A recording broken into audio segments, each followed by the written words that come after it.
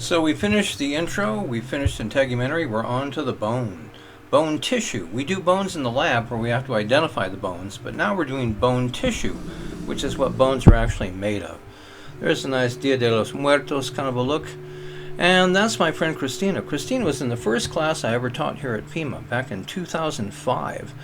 And Christina wanted to be a radiology tech. She had to take my class a couple of times to make it. And then she got into the U of A, she got her degree in public health, then went back and became a radiology tech. And I'm still in touch with Christine. We're still good friends. She moved to Las Vegas with her new husband, and she just had a kid. Christine was a model for many years. She was really something. And that's me with Christina. I love her to death. What a cool kid. So even if things don't work out for you the very first time, Christine is a great example. I met Christine when she was 19, and of course now I guess she would be, what, 34? So, yeah. All right, so skeletal cartilage. You should have talked about cartilage in Bio 156. Most bones in the body, as it turns out, are made from cartilage. Kind of like the way you would take, what do they call that stuff? Clay, and make pots. You have to fire it in order to make it hard and stiff. Same thing with cartilage. Cartilage is a type of connective tissue. Water makes it resilient. All right, there's a lot of water in cartilage, and that's why it makes good shock absorbers, good protectors. There are no blood vessels, though, and no nerves, and that's why it doesn't heal very well. When you hear about athletes with torn cartilage, often they have to go under the knife. They have to get it cut out because it just doesn't heal. It doesn't have any blood. Without oxygen and glucose from the blood, it's very difficult for cells to repair. So there's hyaline cartilage. Collagen fibers provide support and flexibility.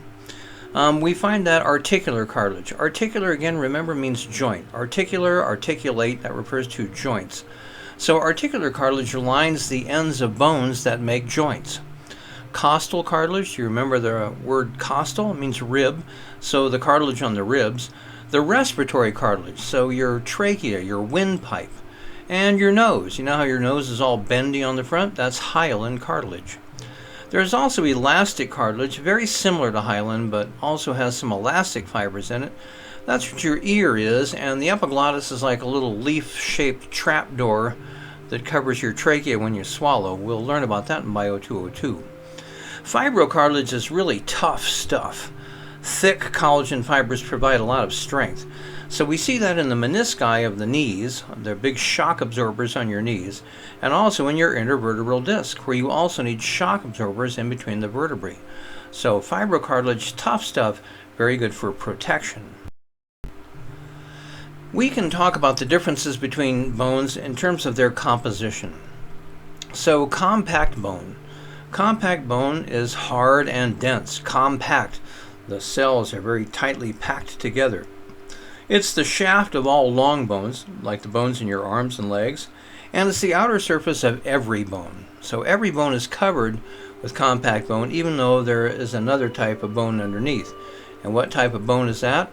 That's spongy bone. So spongy bone, also called cancellous bone. I won't call it that, but some of the books will, and you might see that used other places. It's softer than compact cartilage. It's not as dense. And you find it in the ends of long bones and the inner layer of many, many other bones. So look over there on the left. The top diagram shows compact bone, cells tightly packed together, very tough, hard stuff. And then the bottom illustration on the left shows spongy bone. See how that stuff looks like a sponge? That's why it's called spongy bone. Spongy bone, as it turns out, is going to be very important because that's where you have the red bone marrow, and that's where you make your blood.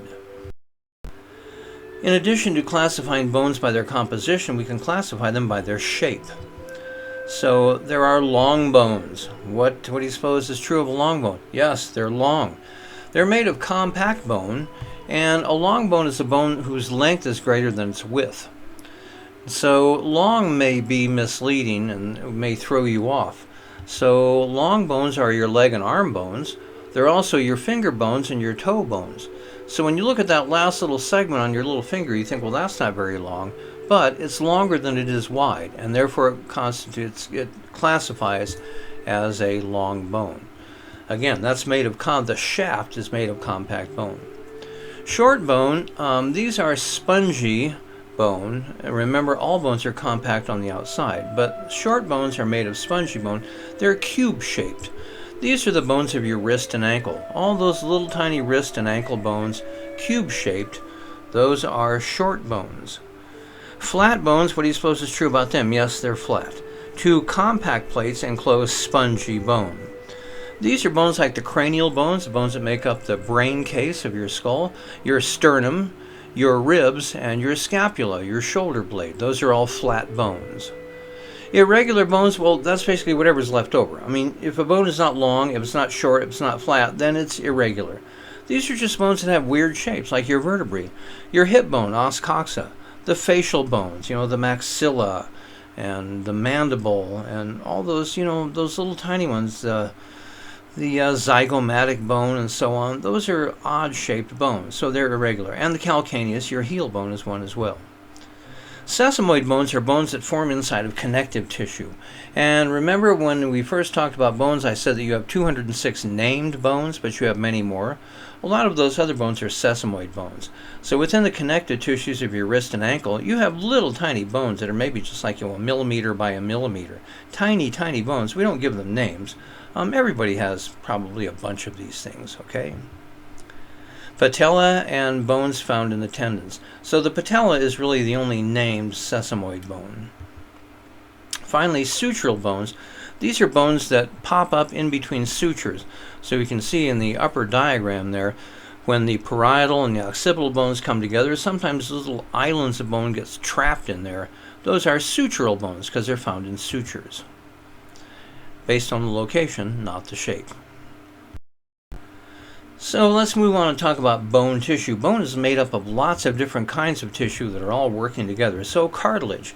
Bones are covered with cartilage. Most of the bones in your body were originally formed from cartilage. They were made of cartilage first. That kind of like made the model, and then they hardened and became bone. There's also a lot of dense connective tissue, a lot of epithelium, various blood-forming tissues. These are found all throughout your skeletal system. There's adipose tissue inside of bones, so lots of different tissues. Nervous tissue, bones are living tissue. If you injure a bone, you need to know about it, so there are nerves in bones. And so guess what? Remember what the definition of an organ was? An organ was a structure that was composed of two or more tissue types, had a recognizable shape, and had a specific function or purpose. Well, every one of your bones qualifies as an organ. You don't think of it that way, but it's true. Every one of your bones is an organ. Even that little tiny last segment on your pinky finger, that's an organ, okay? The bones, along with their cartilages, make up what we call the skeletal system. And I love the picture there on the bottom right, where you see the skeleton painted on the outside of a naked person. I think that would be a great Halloween costume. I think we should all do that. Paint skeletons on the outside of our body, and then, just go out trick-or-treating, stand at somebody's door, ring the doorbell. When they come to the door, go, hey, trick-or-treat. See how long it takes before they dial 911. I think it'd be fun. You guys should try that. So what does bone do? Oh my gosh, bone does lots of stuff. It supports and protects soft tissues. So like your rib cage, your heart and your lungs are inside. They're soft and delicate. Your rib cage supports those. It's an attachment site for muscles. Bones don't move themselves. Bones are moved by muscles. So muscles have to attach to the bone. So that's another function. Bones have attachment sites for muscles. It's where you store minerals, particularly calcium and phosphate. So mineral homeostasis. Your body keeps a big store of calcium and phosphate in the bone, and whenever it needs extra calcium and phosphate, it can pull it back out of the bone. And then when you eat more food, it can put calcium and phosphate back into the bone and so on. We call that mineral homeostasis, pulling minerals out of the bone and putting them back in again. Blood cell production occurs in the red bone marrow. We call that hemopoiesis. We talk about that a lot in Bio 202. Hemopoiesis means forming blood. And hemopoiesis occurs in response to a hormone called erythropoietin. The root word poietin means to create. Erythro means red blood cells. So erythropoietin is the hormone that causes the creation of red blood cells. That's the one that the athletes cheat on. Lance Armstrong, all those Tour de France cyclists, a lot of the marathon runners. Why do they use that to cheat? Well, because it gives them more red blood cells, and red blood cells carry oxygen, therefore they don't get tired as quickly. That's strictly illegal in competitions. And yes, Lance Armstrong did use it, but so did everybody else he was competing against. So if you want to point a finger, point fingers at all of them. They were all cheating. And then energy storage in the yellow bone marrow.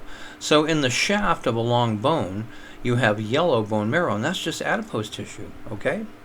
And finally, one last very important thing about bones is it gives pirates something to put on their flags. See, I mean, oh my gosh, what would we, without the skull and the crossbones, what would pirates do? Let's start looking at the anatomy of a long bone. Remember, these are the bones of your arms and legs and fingers and toes. We have what's called the diaphysis. It's the shaft, and it's made of compact bone. And yes, that's a word you have to know. We're taking anatomy and physiology. I know these are lots of new words, but we have to be able to use these words. Diaphysis is the shaft of a long bone. At the end of a long bone is the epiphysis, epi on top of. It's made of spongy bone, and that's where you have red bone marrow. So the epiphyses of long bones are places where you are making red blood cells. The metaphyses are the spaces in between. I won't use that word all that much. You should know it, but the most important thing about the metaphyses is that's where you have the epiphyseal plate, the so-called growth plate. That's where bones grow in length. You know, when babies are born, they're not as tall as they are when they're adults. You have to grow in height, and you grow in height from the epiphyseal plates. At some point after puberty, those epiphyseal plates close, and then you stop growing in height.